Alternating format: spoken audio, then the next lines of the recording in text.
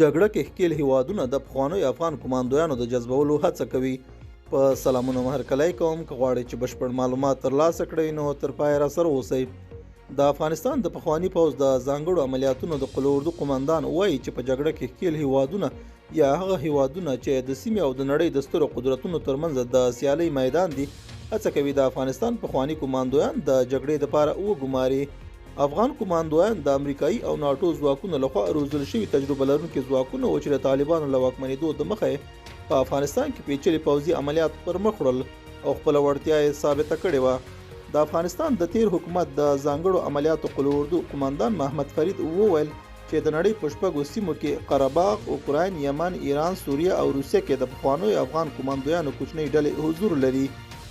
ښاغلي احمدي وویل د اوکراین، سوریه او یمن په څیر جګړو کې ښکېلې خواوې له افغان کمانډویانو څخه د دوی په لیکو کې د ورګډېدو غوښتنه کوي. دغه پخواني پوځي افسر وویل چې د جمهوریت له سقوط د مخه لږ تر لږه 30,000 سرتیرو د افغانستان د ځانګړو ځواکونو په لیکو کې خدمت کاوه. د افغان کمانډویانو د جلب و جذب په اړه د راپورونو د خپرېدو په غبرګون کې د امریکا کانګرس ویلي دي چې دا ځواکونه روسي خصوصي نظامي واګنر ګروپ لخوا جذبېږي. دا زموږ نننی چمتو شوی مطلب. تر بیا ښه وخت او ښې چارې.